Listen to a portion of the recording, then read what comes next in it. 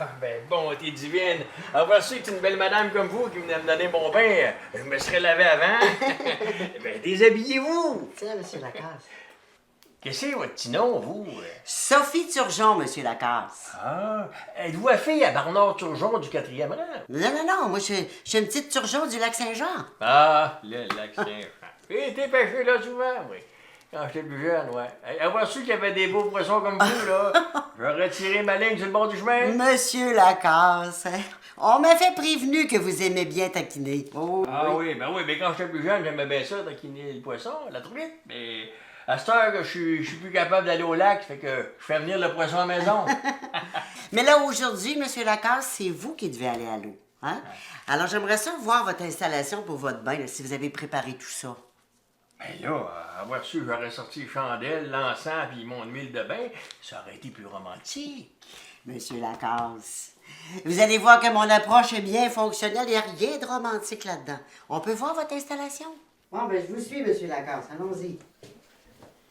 Bon, montrez-moi ça, votre installation. Oui, voilà mon humble installation. Oups. Ouais, c'est parce que là, vous n'avez pas de douche téléphone. Non, pourquoi? Avez-vous besoin d'appeler quelqu'un? Oui, là, je suis désolée, monsieur Lacasse, mais je peux pas vous donner votre bain s'il n'y a pas de douche téléphone. Attendez un peu, j'ai un vieux téléphone dans l'encable avec un bout de tuyau. Je pourrais vous en manger quelque chose. Non, mais c'est vrai, là, faut vraiment que vous faisiez installer une douche conforme pour qu'on vous offre ce service-là. Ça fait partie du service, il faut absolument avoir la douche téléphone. Oh, ouais? Oui. Ouais. Ça a bien l'air que le poisson aujourd'hui, c'est moi.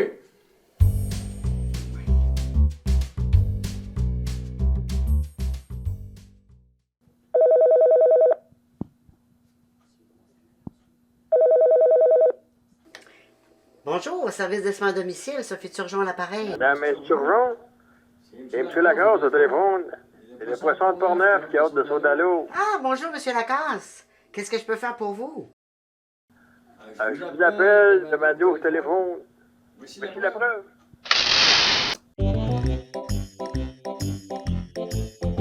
Il faut affronter la réalité avec une pointe d'humour. Autrement, on passe à côté. Alors qu'au Québec, presque la moitié des personnes de 65 ans et plus en ménage privé vivent dans des maisons individuelles, dans la MRC de Portneuf, cette proportion atteint 76,7 %.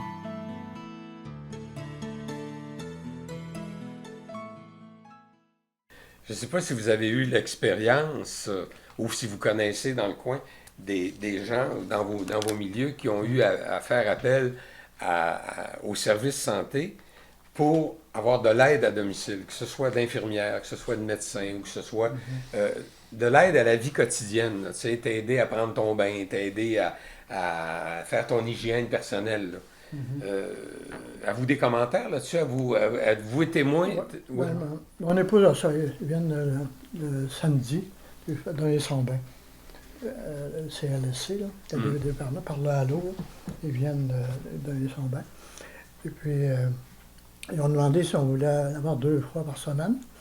Ben, j'ai dit, on a un bain à une porte, ça facilite énormément. Quand on doit toujours aller à Québec pour des soins spécialisés, c'est difficile pour les personnes vieillissantes. Là, c'est certain, ils se développent. Il y a des actions qui sont en marche pour avoir des services à Saint-Ramon. À l'hôpital de Saint-Ramon, j'espère que ça va aboutir et ça va être positif. Parce que les gens qui ont des traitements de chimiothérapie, puis qui sont obligés de partir comme à 6h30 le matin ou 7h, puis leur traitement de chimio et revenir. Nous autres, on a une sœur qui, elle devait avoir une quinzaine de traitements, 12 à 15 traitements, mais après 8-9, elle était épuisée, découragée de voyager. Moi, je me dis, c'est assez pour enlever le goût de vivre aux personnes. Tu sais, tu te laisses mourir, tu veux mieux de mourir que de voyager comme ça, l'hiver et tout. Là. Fait que j'espère que ça va déboucher sur des services comme la chimiothérapie, la radiothérapie, le service d'un scanner, je sais pas, des choses comme ça. Là. Que ce soit à ce moment-là plus près des gens, que ce Oui. soit à l'hôpital de Saint-Raymond ou, je ne sais pas, moi, à l'urgence à Saint-Marc ou à Donnacona, Oui, oui. mais qu'on rapproche Oui. dans Je ne sais pas Portneuf. si vous êtes au courant qu'à l'hôpital Saint-Ramond, depuis déjà quelques années, il y a un service de gériatrie. C'est très, très bon service. Là. Il y a un médecin, il y a un géronto-psychiatre, il y a un neuropsychologue, une infirmière, une nutritionniste, une physiothérapeute. Eux autres, ils te prennent en charge, là, admettons que c'est un problème, là. Il faut que ce soit demandé par le médecin de famille et tout ça. Puis là, tu n'as pas moyen de voyager à Québec, tu sais. Le service est à Saint-Raymond. Tu arrives, tu passes tout de suite. Les autres, ils ont 3-4 mois à peu près, là. Ils t'évaluent et... Ils sont très bons. Mon épouse. Oui, moi j'ai très, trouvé très ça bien. extraordinaire. En tout Très cas. bien organisé, ça. Mais là, vous voyez, vous faites référence là, à peut-être une problématique qui a été identifiée par un médecin. Le médecin a prescrit. Ouais. Donc, ça reste dans un réseau interne. Mais est-ce que vous croyez comme aîné, à la fois au niveau des programmes d'aide pour rester chez nous, ou à la fois au niveau des services qu'on pourrait avoir dans notre milieu, qu'on a suffisamment d'informations? Et deuxième volet, puis là c'est un grand volet philosophique, on a des droits comme citoyens, comme usagers. Est-ce que vous croyez qu'on en a pour notre argent? Belle question, hein? Mais l'information, là, tu sais, est-ce qu'on devrait porter une attention spéciale pour informer, entre autres les aînés, puisqu'on est là-dedans, là, pour leur expliquer les services auxquels ils ont droit? Il me semble que, tu sais, vous dites là qu'il y a un service de gériatrie à Saint-Raymond, à l'hôpital Saint-Raymond. Mais qui, dans le comté, est au courant de ça? Oui, c'est ça. Ben, j'ai un exemple qui me vient tout de suite à l'esprit.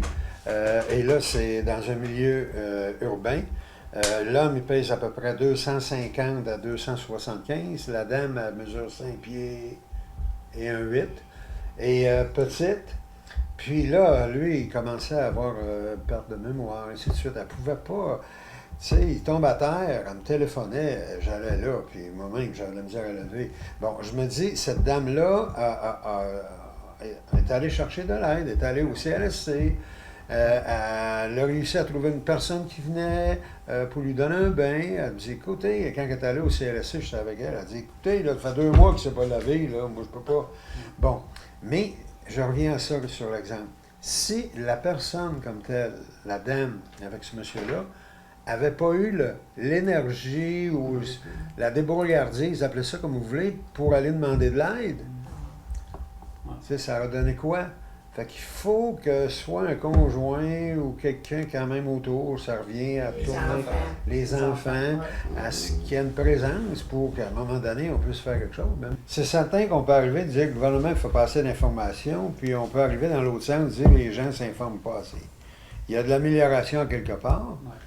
Mais je ne suis pas spécialiste, moi, au niveau de savoir qui est-ce qui pourrait bien faire qu'à un moment donné, il y a plus de rapprochement entre l'usager et le gouvernement ou le CLSC ou l'organisme en question. Il y a aussi ce qu'on vit aussi actuellement, c'est l'attente. Tu vas à l'urgence, tu fais des 8-10 heures à attendre. Tu sais, c'est normal. C'est assez pour que il y en a beaucoup qui quittent dans ce temps-là. Après 5-6 heures, ça va. Ils n'ont pas les soins. Tu sais, c'est découragé. Puis, c'est pas de cadeau. Mais tout à l'heure, vous avez fait référence à une expérience que vous avez vécue, à l'effet que vous vouliez avoir un rendez-vous. Vous êtes parti, vous êtes allé sur place. Puis vous l'avez eu. Est-ce que c'est une pratique qui est normale? Non, c'est sûr. Non. Je suis entièrement d'accord avec vous. Mais j'avais pas le choix. C'est une question, là... Une question de santé importante. C'est ça. Par rapport aux soins de santé, là, si on veut être positif, parce qu'on peut toujours dire qu'il manque ci, il manque ça, mais si on veut être positif, là, la priorité, on devrait la mettre sur quoi? Sur un changement d'attitude de la part du personnel qui sont à notre service, en changeant les cultures, en changeant les mentalités, ou si on continue à faire comme on fait souvent, c'est qu'on chiale, puis on a de la misère à avoir d'accès là, au pouvoir de décision pour qu'à un moment donné, les choses changent. Il y en a des choses positives. Il y a des gens, là, disons comme vous, là, qui s'impliquent, puis qui vont. Puis que ça soit, disons, mon exemple, qu'on demande 100% puis qu'on en ait 3%, ben c'est mieux que zéro. Je me dis, il faut qu'il y ait des petits pas qui se fassent, puis il faut nulliser ces personnes-là qui sont en avant, puis pas juste les encourager avec une table dans le dos, vas-y mon gars, t'es bien, t'es bon, mais essayer de greffer des noyaux. Puis plus qu'il y a de noyaux, puis qu'il y a quelque chose de commun, moi, je me dis, à un moment donné, ça va aboutir. Ça ne peut pas faire autre chose. On est là pour ça, là, tu sais. Puis avec, qu'est-ce qu'on a comme... On a tous des expériences, chacun d'entre nous. Puis je me dis, il y a moyen, à un moment donné, d'arriver à améliorer les choses. Pas juste du placoting.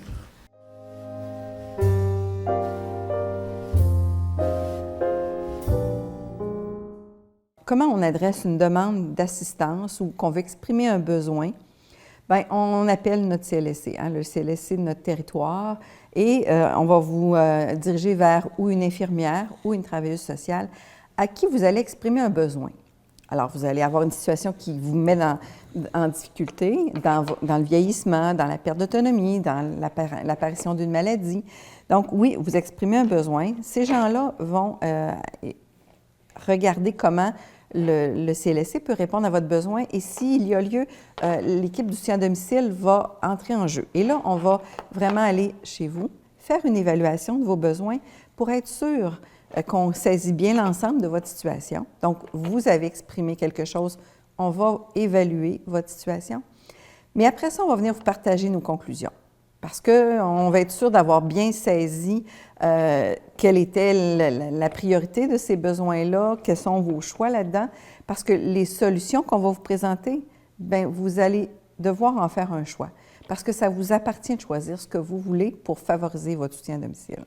Donc, soyez assurés que ce choix-là, on va le respecter et qu'il va être pris en compte dans les services qu'on va vous offrir. Naturellement, on est vraiment on met l'accent, nous, sur l'autonomie de la personne. C'est sûr que quand vous allez nous exprimer un besoin, toute notre énergie va se concentrer sur est-ce qu'on peut redonner à cette personne-là l'autonomie dans les activités qu'elle nous souligne avoir des difficultés. Parce qu'on sait que l'autonomie, c'est la liberté d'action. Donc, comment on peut faire de l'enseignement? Comment on peut suggérer des aides techniques, de l'adaptation pour reprendre l'autonomie à une activité? Et l'assistance, bien, c'est une gradation dans les moyens qu'on vous propose. Alors, il peut y avoir aussi de l'assistance qui soit proposée, qui va se donner dans un environnement adapté parce qu'on sait très bien que quand on donne de l'assistance, bien, il y a des enjeux de sécurité, autant pour la personne que pour l'aidant, et en l'occurrence, le travailleur qui vient vous aider dans l'activité. Donc, il va falloir avoir un environnement qui respecte certaines règles. Et ça, on est partenaire pour aussi que vous puissiez actualiser les règles de cette adaptation-là. Il faut savoir que nos services sont vraiment offerts 7 jours et jour-soir. On a vraiment la prétention que les services doivent couvrir une plage horaire maximale et que jour-soir, 7 jours, c'est déjà quand même une offre de service qui peut vraiment faire la différence dans vos conditions de soutien à domicile. On a aussi le regard sur à quelle fréquence on peut donner ces services-là et ça va être appuyé selon l'évaluation qui va être faite et selon la priorité ou les besoins qui vont nous avoir été exprimés. Il est parfois dangereux de l'extérieur de prétendre qu'une personne a besoin de tel service à telle fréquence. Il faut savoir que c'est vraiment dans l'intimité et à l'intérieur de l'évaluation et de ce qu'on appelle le plan d'intervention qu'on vient vraiment mettre sur la table quel besoin vous nous exprimez, quelle est notre évaluation, qu'est-ce qu'on vous propose, quel choix vous faites, qui amène les services qu'on actualise auprès de vous. Fait que ça, c'est vraiment la base du partenariat qu'on fait avec un usager pour son soutien à domicile, son maintien à domicile. Et ça, on a vraiment à cœur là, de pouvoir être en continuité dans ces services-là, puis en accessibilité pour qu'on puisse vraiment faire la différence dans le quotidien des gens.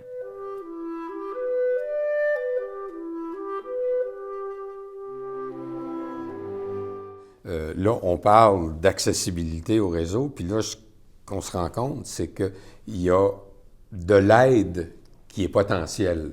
Bon, dans les interventions de chacun des intervenants qui sont ici autour de la table, bien, il y a possibilité de rendre, de faciliter le travail pour les aînés. Mais on se laisse dire aussi que les aînés, certains vont se priver d'avoir accès aux services parce qu'ils ne veulent pas être jugés, puis ils ne veulent pas être évalués, puis éventuellement être placés. Est-ce que ça, c'est des thèmes qui vous sont familiers? Est-ce que c'est, dans votre pratique, est-ce que ça arrive des fois? Ce que vous dites, c'est, entre guillemets, normal. On passe notre... Tu sais, puis c'est ça que les gens, c'est important qu'ils le sachent, qu'ils le comprennent. On leur dit, appelez, puis on va vous en donner de l'aide, mais on passe notre vie à développer notre autonomie. On est fiers d'être autonome, on veut faire nos choses tout seul, on veut pas nécessairement avoir besoin des autres. C'est toujours quelque chose qui est difficile. Puis qu'on soit adulte, qu'on soit en âge avancé, là, lorsque la perte d'autonomie arrive, tu essaies d'étirer un petit peu plus, puis effectivement, pour les gens, c'est difficile d'appeler, puis mais il faut comprendre que c'est correct, on le sait que c'est difficile pour vous autres, puis on va vous accueillir, même si c'est difficile, puis on va vous l'attendre, la perche, n'hésitez pas, c'est normal que ça soit difficile, puis qu'on veuille le faire un peu, on le fait du bout du pied, là, on n'embarque pas dans l'eau d'un coup là, pour recevoir de l'aide à domicile, parce qu'on est dans notre royaume, on est chez nous, on a notre famille, là, d'étendre ça à d'autres personnes, c'est pas facile. Donc, la perception la perception de, entre guillemets, là, de menace, perdre son autonomie, il faudrait atténuer ça, il faudrait que les aînés tiennent compte que les personnes avec qui ils vont avoir affaire sont là pour les aider et non pas pour les juger. C'est un peu ce qu'on se dit. Oui, puis nous, dans le service d'accompagnement qu'on fait, si la personne me dit « j'ai un besoin, je voudrais avoir des services du CLSC », je vais l'accompagner. Si elle me dit « ah, je veux plus y aller », bon, ben, on va reculer un petit peu, on va attendre que la personne soit prête pour attendre qu'elle ait vraiment envie de faire les pas, puis on va l'accompagner, puis on va l'outiller d'ici ce temps-là. Mais l'objectif, c'est qu'il y ait les services qu'il a besoin, là. Donc, je pense que chacune des organisations respecte le rythme du client aussi pour l'encourager dans leur démarche. Mais les peurs que vous nommez sont là. Ils sont effectivement là, puis les gens nous le disent. Puis depuis, ça fait plus de 10 ans que toute la base de l'intervention qu'on fait au CLSC, c'est une politique qui s'appelle « Chez soi, le premier choix ».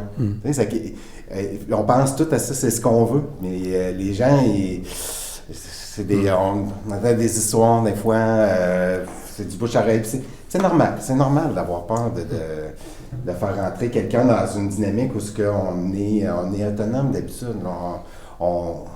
C'est normal. Bien, à quelque part, je pense que les personnes âgées veulent demeurer chez elles, mais je pense que tous les services qui sont mis en place, tout le monde veut que les personnes âgées restent le plus longtemps chez elles. Tout le monde veut ça, même ceux qui donnent des services, là. J'aimerais faire ajouter aussi que la perte d'autonomie, c'est un deuil. Aussi, la personne doit faire un deuil de sa perte d'autonomie. Et souvent, c'est qu'on arrive, qu'ils font des demandes dans des situations critiques. On est déjà dépassé. On peut avoir des services. Ils retardent à faire une demande. Fait qu'on arrive déjà dans des situations qui commencent à être critiques. Alors, je dirais aux gens... Premièrement, quand vous sentez que vous avez un besoin, c'est de faire la demande. On va orienter, si ce n'est pas le CLSC qui peut donner ces services-là, mais on va orienter dans nos organisations communautaires, puis de bien formuler votre demande aussi. Ça aussi, c'est important parce qu'on ne peut pas deviner. Alors, moi, je dis souvent aux gens, c'est comme quand vous allez chez le médecin. On vous conseille d'écrire sur papier.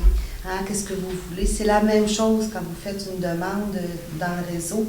C'est de nous dire votre situation, comment vous êtes, et de dire qu'est-ce que vous avez comme besoin. Je vais vous donner un exemple, puis Louise et moi, on le partage souvent. C'est qu'ils vont communiquer au CLSC, puis ils vont dire, moi, j'aurais besoin d'aide pour ma préparation de repas. OK, on va orienter nos services vers pas préparation de repas, mais l'entretien ménager, je m'excuse. On va orienter les services vers le halo et après le halo nous rappelle en nous disant « Hé, cette madame-là aurait besoin beaucoup plus de services mais c'est qu'est-ce qu'elle nous a exprimé. Fait que c'est important, puis ça, je tape sur le clou parce que je le dis souvent, de bien exprimer votre demande, votre situation, puis de le dire comment vous êtes, pour qu'on puisse bien orienter les services. Puis moi, je voudrais juste soulever ce point-là, c'est qu'il y en a qui font leur démarche d'avance. Il y a quelques clients que je rencontre, moi, puis ils me disent c'est pas pour tout de suite, mais c'est bien de le faire. Parce qu'ils sont ouverts. Par contre, il y a souvent des nouvelles choses qui arrivent de n'importe quelle organisation, des nouveaux services, tout ça. Fait que c'est bon de refaire une demande lorsqu'ils sont prêts. Mais moi, quand ils s'y prennent d'avance, c'est bon parce qu'il y a déjà un contact de fait. Il y a déjà une petite idée de ce qui existe, de où ils peuvent aller cogner. Donc, je vous invite à les faire d'avance vos démarches. Vous allez être prêts quand vous allez être rendu là. Puis, ça peut pas nuire. Là. D'avoir l'information, ça peut pas nuire à personne. Au fil de la discussion, ce que je m'aperçois, là, c'est que, vu sous l'angle des aînés, on a peut-être des points d'interrogation sur l'accès aux services. Vu sous l'angle des intervenants que vous êtes, la préoccupation est là et l'approche, elle est là aussi et il y a beaucoup de travail en complémentarité qui se fait. À partir d'un constat comme celui-là, force est de constater qu'on est encore... Il y a des questions de perception et il y a des questions de réalité. Quand on dit, puis là, les médias d'information ne nous aident pas, mais quand on dit, puis là, je vais souhaiter avoir vos réactions, quand on dit que pour avoir des services d'aide à la vie quotidienne, comme les bains, les soins de base, l'aide au lever, bon, etc., ça prend bien du temps, puis il y a bien des listes d'attente. Puis est-ce que c'est fondé, d'une certaine façon, là, hein, ces commentaires-là? Qu'est-ce qu'il faut retenir, c'est que là, certainement, la gamme de services, là, elle est large. Et on est dans un contexte où il y a une priorisation qui est faite des demandes. Et ce qu'on va faire, c'est qu'on va regarder les facteurs de risque qu'il y a chez une personne, les facteurs de protection. C'est effectivement que quelqu'un, par exemple, qui est en sécurité à domicile, qui va vouloir une évaluation par une ergothérapeute, par exemple, pour un quadriporteur. C'est sûr que ce ne sera pas le même, le délai risque d'être moins rapide que quelqu'un qui a, par exemple, un trouble neurocognitif de type Alzheimer à domicile, puis son conjoint se fait hospitaliser. À ce moment-là, c'est une prise en charge rapide. C'est vraiment difficile. Il existe des délais dans certaines situations, puis dans certaines situations, il n'y en a pas. C'est vraiment, là, la généralisation est difficile. Est difficile, mais il y a un processus. Je pense que la porte d'entrée, c'est le CLSC. Et c'est à partir de là, si j'ai bien compris, que l'évaluation se fait et que les priorités sont données. D'où là l'importance de bien exprimer sa situation, ses besoins. Les gens ne devraient pas, les gens vont parfois faire la peine, ils n'auront pas de nouvelles, les gens ne devraient pas accepter de pas... quand on fait une demande, c'est correct de vouloir savoir où est-ce qu'elle en est, comment s'est traitée ma demande, est-ce que j'ai été oublié. Si c'est une période d'attente pour recevoir un service, une évaluation, les gens ont par contre le droit d'avoir une idée de qu'est-ce qui se passe avec leur situation.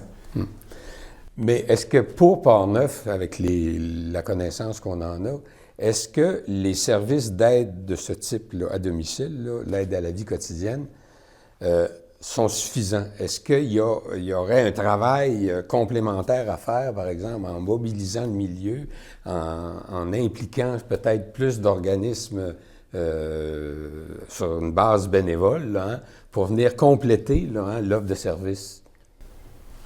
C'est sûr, si on parle, on peut en parler tout de suite, juste peut-être pour dire, l'aide, les AVQ, qu'est-ce que ça veut dire? C'est l'aide qu'on va donner à quelqu'un qui implique comme un toucher. Ça veut dire aider quelqu'un à se nourrir, à s'habiller, à se laver, tout ce qui est de gestion de l'incontinence, l'aider à faire l'entretien de sa personne, tout ce qui est des déplacements puis des transferts se lever d'une chaise, tout ça. C'est tous ces types d'activités-là qu'on appelle les activités de la vie quotidienne. évidemment, de toutes les ressources on est possible de développer par les organismes communautaires, par des initiatives de la communauté. Ça va aider. Le but, c'est d'avoir le plus d'aide possible chez soi, à notre domicile. Évidemment, il y a des gros défis. C'est pas simple. Il y a des gros défis selon les familles, selon l'endroit où est-ce que tu restes, selon plein de facteurs. Puis évidemment que les initiatives autres pour aider l'aide qui est déjà mise en place, c'est toujours valable. Nous, c'est dans notre rôle aussi, là, les accompagner dans leur démarche. Donc, si c'est leur démarche, c'est d'avoir un rendez-vous puis qu'ils n'ont pas accès, on les accompagne là-dedans. Ce qu'on va faire souvent, c'est avec le haut-parleur. Donc, tout le monde l'entend. La personne est là pour confirmer tout ce qu'on va dire puis s'assurer qu'on dit les bonnes choses aussi. Donc, elle participe à la conversation avec nous. C'est juste qu'on simplifie les options avec eux pour qu'ils puissent avoir accès. C'est ce qu'on a fait pour l'instant pour accompagner les gens dans cette mesure-là, quand ils ont ce besoin-là. Puis sinon, malgré qu'on pourrait dire on veut pas enlever le pouvoir aux gens, les gens sont là, on veut s'assurer qu'ils soient compris puis qu'ils se sentent respectés là-dedans aussi, mais on prend des fois les appels pour eux. On va le faire au lieu de le faire avec eux, on va le faire pour eux, puis on va lui transmettre quand on va être rendu à une personne de vive voix, là, pour que la personne s'assure d'avoir un bon contact. Là.